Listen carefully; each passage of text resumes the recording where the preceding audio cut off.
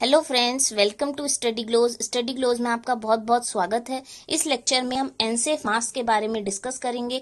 हाल ही में आईआईटी दिल्ली के startup नैनोसेफ solutions ने एनसेफ नाम से एंटी माइक्रोबियल और वॉशेबल फेस मास्क बनाया है। जानेंगे एनसेफ मास्क और इससे जुड़ी विशेषताओं के बारे में। आइए स्टार्ट करते हैं लेक्चर। अगर आपकी कोई भी क्वेरी है तो आप मेरी फेसबुक प्रोफाइल राशि सिंगल पर पूछ सकते हैं, मैं जरूर आंसर करूंगी।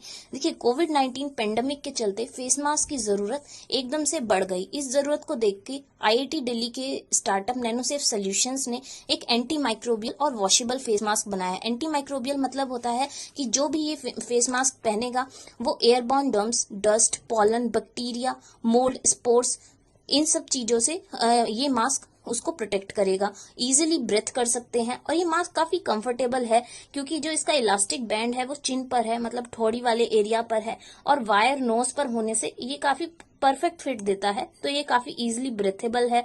और ये जो एनसेफ मास्क है वॉशेबल है, जैसा मैंने बताया, मतलब आप इसे 50 वॉश तक धो धो के पहन सकते हैं। जब भी 8-9 घंटे तक आपने मास्क पहना है एक बार में, तो उसके बाद इसे धो लीजिए माइल्ड डिटर्जेंट से और फिर सनलाइट में सूखने के लिए डाल सकते हैं। और 50 वॉश के बाद, 50 बार धुलने के बाद इस फेस मास्क को आप पॉलिथीन बैग में सील करके रिसाइकल वेस्ट बिन में फेंक दीजिए। ठीक है। तो ये जो फेस मास्क है, एक तो जो कॉस्ट है वो घटाएगा। ये जो एनसेफ मास्क है इसकी कॉस्ट, मतलब 2 फेस मास्क मिलेंगे आपको 299 के पैक में और 589 पे आपको 4 मास्क मिलेंगे।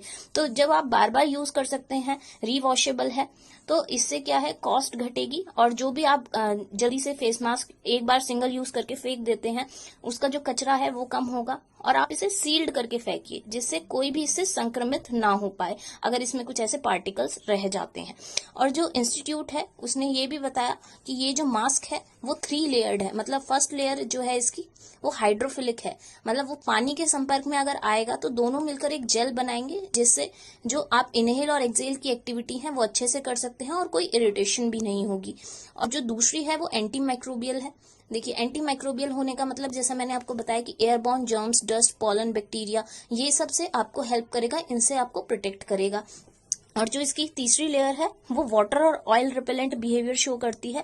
मतलब अगर जैसे किसी ने छींक दिया और उससे कुछ पानी जैसा आ गया तो उसे ये रिपेल कर देगी, मास्क पर टिकने ही नहीं देगी। और जो एनसेफ मास्क है वो 99.2% उसकी बैक्टीरियल फिल्ट्रेशन एफिशिएंसी है।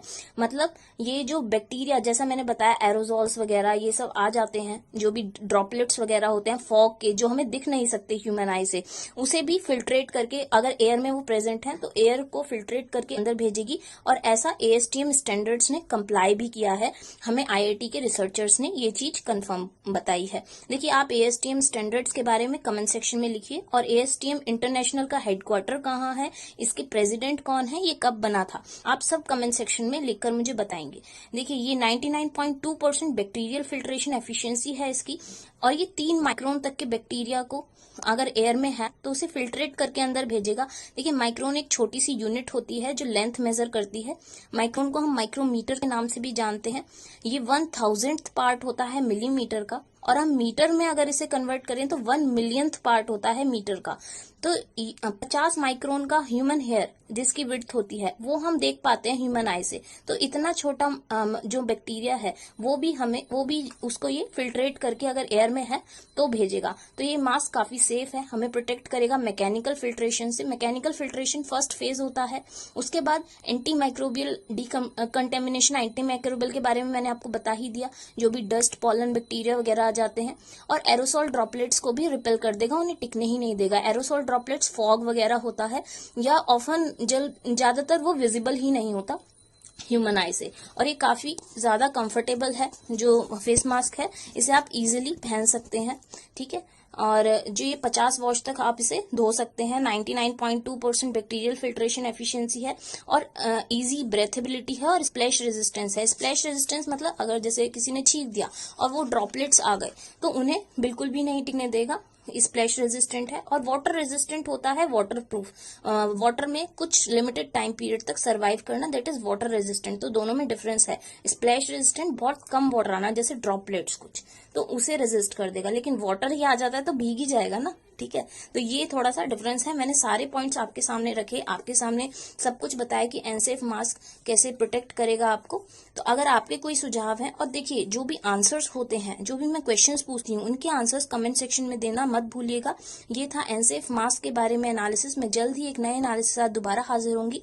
टिल देन पढ़ते रहिए, बढ़ते रहिए। Thank you.